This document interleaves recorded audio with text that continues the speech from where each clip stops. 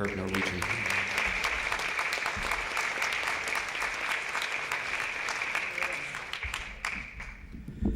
Thank you.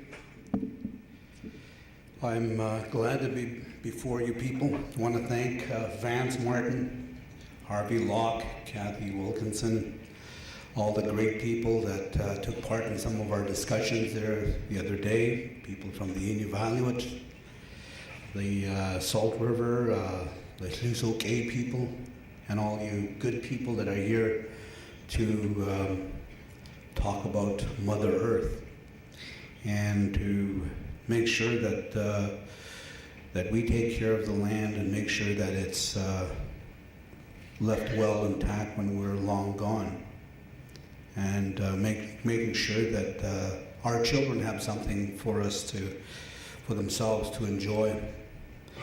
I guess what I'd like to do is to talk a bit about myself, my people, and my territory.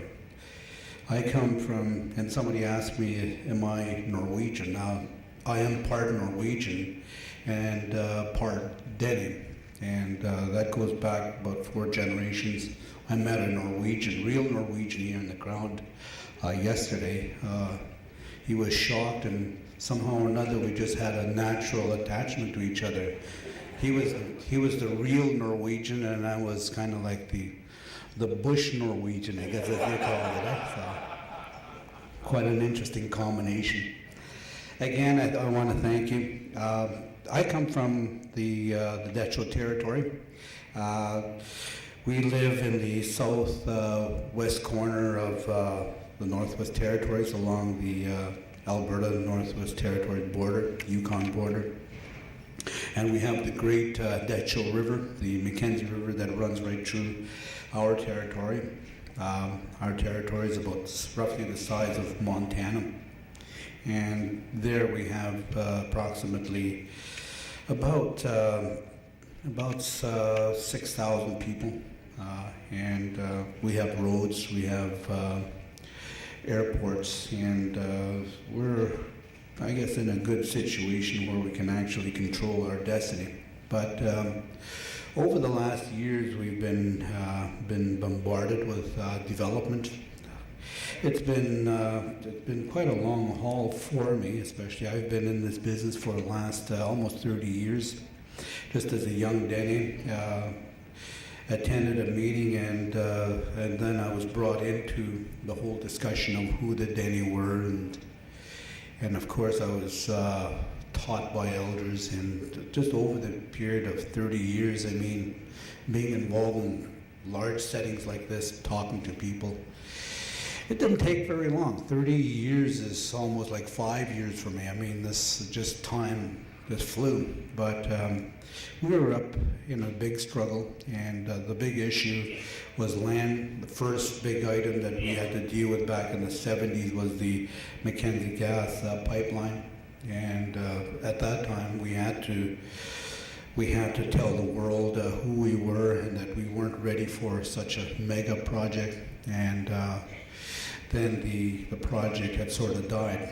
And again, today, we're being faced with a similar kind of a project, actually to bring natural gas from the Arctic Ocean to Fort McMurray and then on into the southern markets. And again, we're right smack in the middle of that.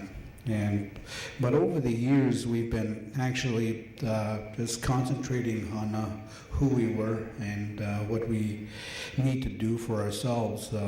And so about 10 years ago, the elders got together and started talking about land.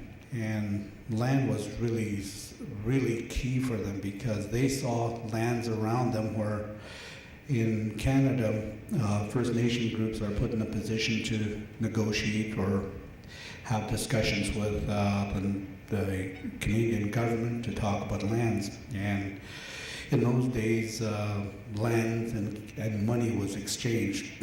First Nations identified key areas that they wanted for themselves, and of course, the rest was actually given up or extinguished, as we call it.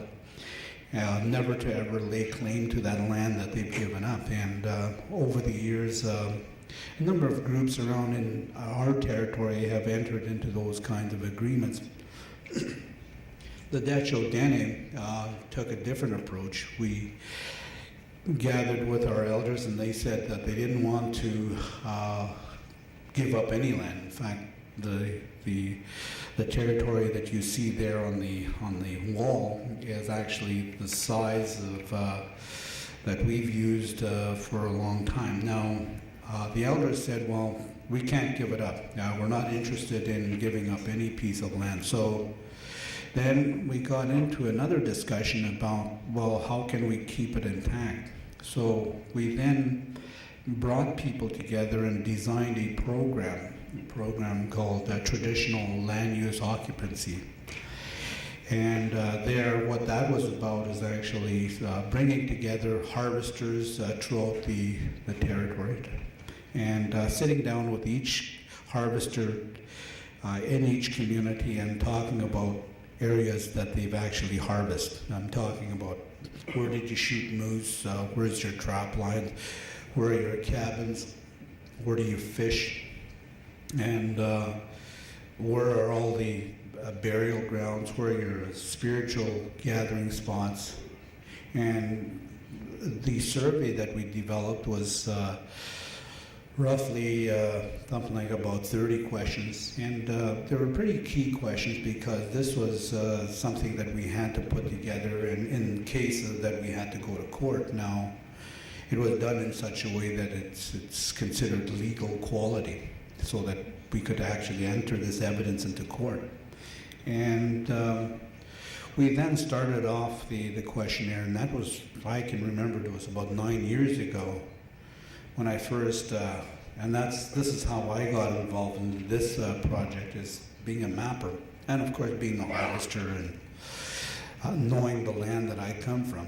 We sat down and started interviewing our people, and over the course of the next few days we tried to figure out what would be the best way, and we found out that the best people to talk to right off the bat in the communities were the elders.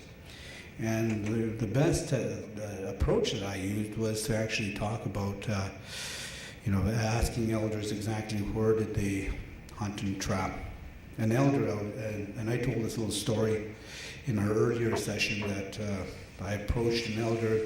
He came to us and he said he's interested in giving information. An elder about 80 years old, still out in the land, still active, runs something like about 4 cabins, still runs fish nets underneath the ice, breaks trail with snowshoes, out there hunting moose in 30 below temperatures, still very active man. And I sat him down, introduced himself to me, and explained to him what it is that we were doing. Now, one map, what we do is we take one map, put it on the table, and one map, one harvester. And so then we started getting into gathering that information. I always started off by asking an elder, like the one that I started with Edward Jumbo from Trout Lake. I asked him, Edward, in your own words, like, can you tell me the first time you've ever shot a moose, at what age and where? Boy, the expression on his face is just like he'd just gone back in time. He took the pencil and he went right straight to the map on the table, and he said, right this spot here. He says, a little creek and tributing into another major river. He said, right in this spot here. He says, this is where I shot my first moose, he says. I was about 14 years old, and my grandpa told me to wait here at the beaver pond while he checked out another pond. And when he left about a little while later, all of a sudden I heard a splashing in the water and trees breaking, and I was sitting by this little campfire with a little teapot going, and all of a sudden this massive animal comes out of the brush, and there we were eyeball to eyeball. He says this gigantic moose was standing right there, and he was shocked and I was shocked, and we looked at each other, and I had the rifle, so right away I took the rifle, I took a shot, and I hit him, he says, and he wandered off, and my poor grandfather coming running out of the bush and just stumbling over the leaners and the trees, and of course runs over. He says, "What happened? What did you do?" He says, "I think I shot an animal here. There's something came right to me." So we went and checked it, and sure enough, I got a nice sized moose. The first time that I ever shot a moose, and the old grandfather was so proud of me. He said, "So I remember this little spot. This spot in my life, every time that I go by it, I give that location a little bit of tobacco. I give the location the tobacco to thank the land for allowing me to take an animal from that location, and also for the moose that had given his life up to me." And so it was that kind of an exercise. Over the next 9 years, this is the kind of stories that I heard. I mean, it was like sitting down and just going through the minds of these elders, what they have encountered. And of course, we talked to young people gathering this information. It was just incredibly powerful. And but at the end of the 9 years process, we were able to gather all this information, and then we, at the last month or so, we were able to bring all the maps together, and we then digitized it in computer, and the maps then finally did produce what you see on the wall here.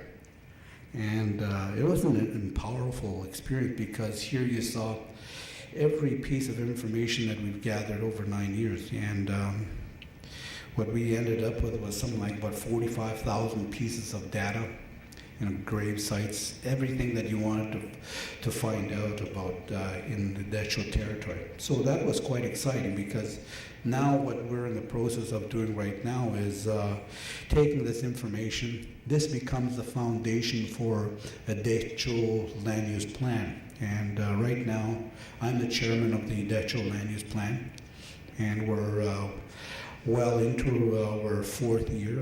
And but at the end of this, we should be wrapping up our program, and then coming up with a final land use plan. So this information that we've gathered over the last few years is something that we're quite proud of.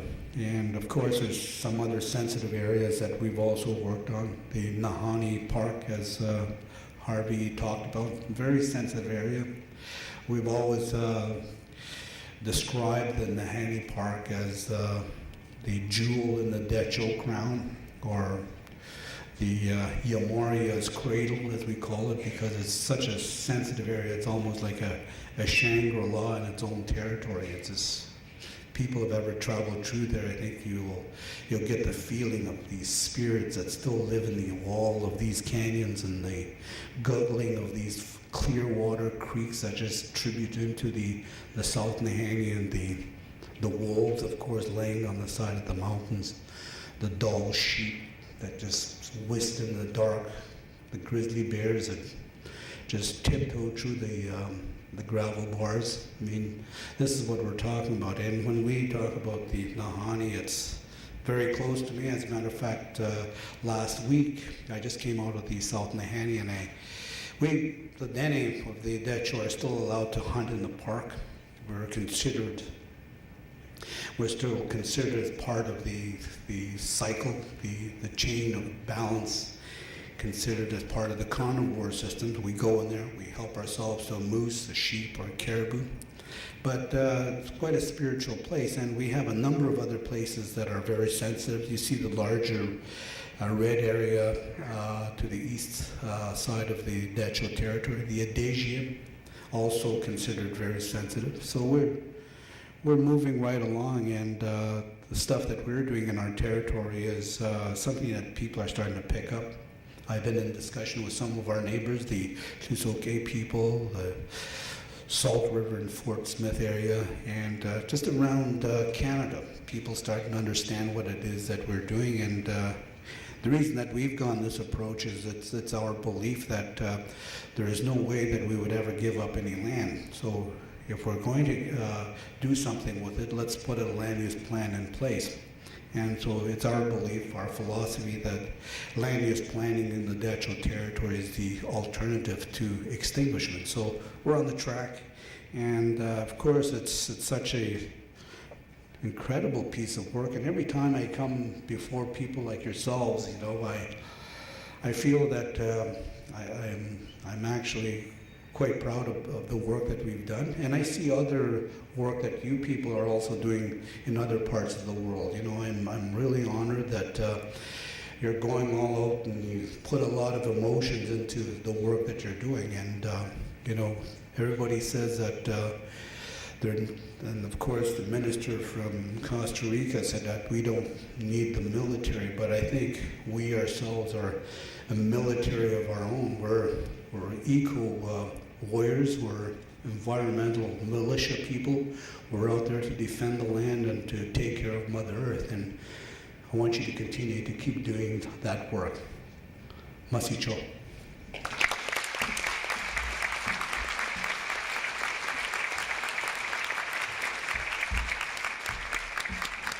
Thank you, Herb.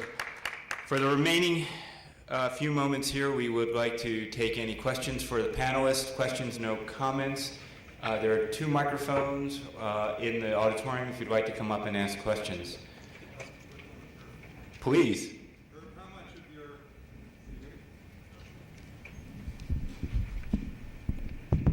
Herb, how much of your traditional territory have you called for to be placed in protected areas through your land use plan? Well, yeah, the whole territory, the Dutch territory, about the size of Montana, but a little over half of our territory is under some form of protection, either through land withdrawals or protected areas or some national park. And for us, it's quite a target. And I look at Alaska. I was looking at a map here of Alaska, and I think a good part of Alaska is also being protected. But in the Dutch territory, for the First Nation Initiative, we believe that protecting half of your territory is really important. And of course, then the other half, we can actually talk about sustainable development. So the target that we're encouraging First Nations to look at across Canada is that if you can actually protect 50% of your territory, not less than 50%, you're on track. And of course, this is a balanced approach. You talk about 50% development and 50% that's protected. So it's key, and we'd like to keep it in a balanced kind of a situation.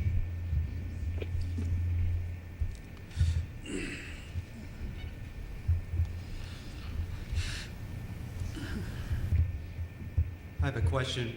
Oh, sorry, there was one person who parked on the far left there.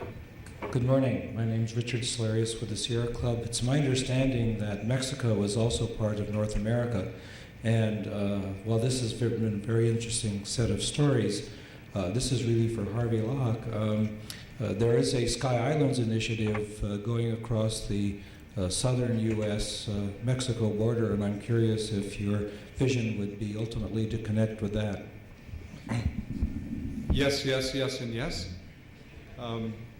Jim Thorcell had, and Jim Barbarack, I think, had what they called the 3-beer concept once, which was Patagonia to Paris, across the great mountain ranges from Tierra del Fuego up through Central America, across Alaska and the Aleutian Islands, and then winding around the Tian and through the Himalaya and the Karakoram and the Atlas Mountains and across the Carpathians into the Alps, and then maybe we'd stop in Paris. And the whole world's connected. The Sky Islands are an incredible place. North Mexico, I've had the good fortune of seeing the absolutely astonishing state of the land just south of the border.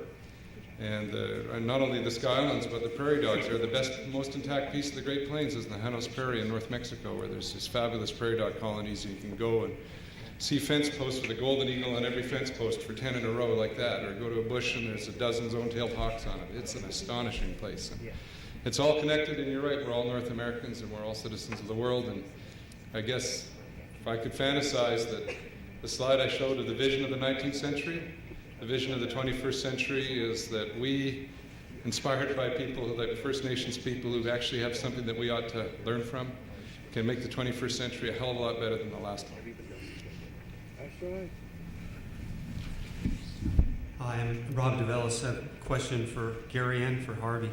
It seems like on that Yellowstone to Yukon area that the greatest amount of fragmentation in that is basically from Yellowstone up to Banff. And I'm just wondering what strategies you all are thinking of for reconnecting some of those fragments there. A lot of roads and such in that area. Well, it's more complicated. I mean, in the north of Yellowstone to Yukon, where it's primarily public lands, and public land designation makes for a more not less challenging, but more simplistic toolbox. In the south, you're right. I mean, the threats are much greater, and here you have to work community by community, watershed by watershed. And that's the vision of Yellowstone to Yukon, because there are these communities all coming to grips with the same realization and feeling kind of alone that what they're struggling with in their backyard and what YY has done, the sum is bigger than the parts, and that has helped, especially on the private land side, because that's the matrix between public lands. And one of the things that Yellowstone to Yukon is kind of inspired is that for the first time in North America, we have 21 private land organizations, land trusts, from the Nature Conservancy to the Five Valleys Land Trust in Missoula, all collaborating, working together to prioritize private lands so that they make ecological sense, so that we can get the most compatible use of private lands that support the ecological integrity of the southern part of our region. And it is the private land solution that will carry the day in that part of the world. And it's through that we'll have the restoration to support the kind of tendril or gossamers of connectivity that still remain in the southern part of Wadawai. Harvey? Oh, that was great. Thanks. Yeah, hi. Brad Barr. I was just wondering, I know we're talking about landscapes, but there is where the map turns from green to blue. There are initiatives like the North American MPA network, the Bering to Baja or Baja to Bering, depending on your orientation, Seascape initiative that includes both all the Mexicans, the Canadians, and the U.S. How do you see these large landscape initiatives linking into or partnering with the Seascape initiatives?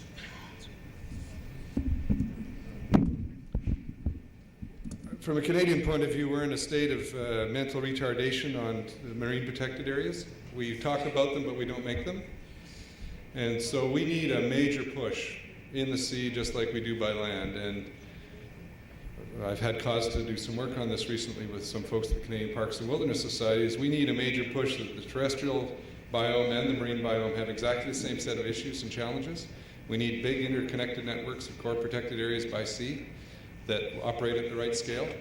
And we basically need to flip the public consciousness around what's adequate for nature protection. And our challenge in the oceans is, Brad, you spoke well to this, and Dr. Earl spoke well to this, is we still have to even get our own land community to see it as a challenge. And I can tell you that it's only been like 6 months that the pennies finally dropped for me, and I've been at this a really long time. So, we all have a lot of work to do, but it's the same set of challenges. And I'm glad you raised it. Maybe I can just add to that. And the BC coast and the Great Bear Rainforest region, marine use planning has been very much waiting to happen, waiting for the land use to go through. Just the way we look at landscapes, the land and the immediate logging that could be seen is what drove the land side of things. And that's always the challenge with oceans, is you can't see what's really going on. But I think the key in British Columbia is going to be, and perhaps for you to link with, if you're interested, is the First Nations.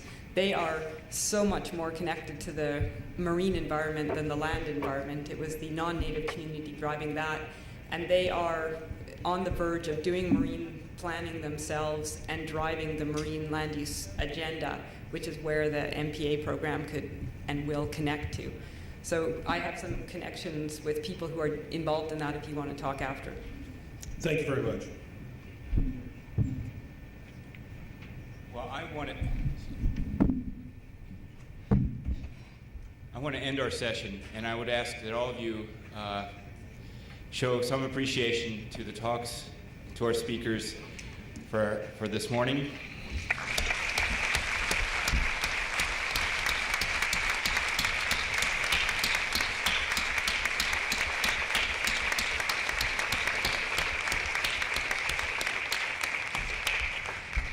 I want to have one final comment here. I said this was a compassionate conservation agenda. This is compassion. This is passion and community. Landscapes connect us. They don't divide us. We talked about Canada. This expands throughout the world. We thank you for all that you do to connect your landscapes and folks throughout the globe. Thank you. Thank you very much, Gary.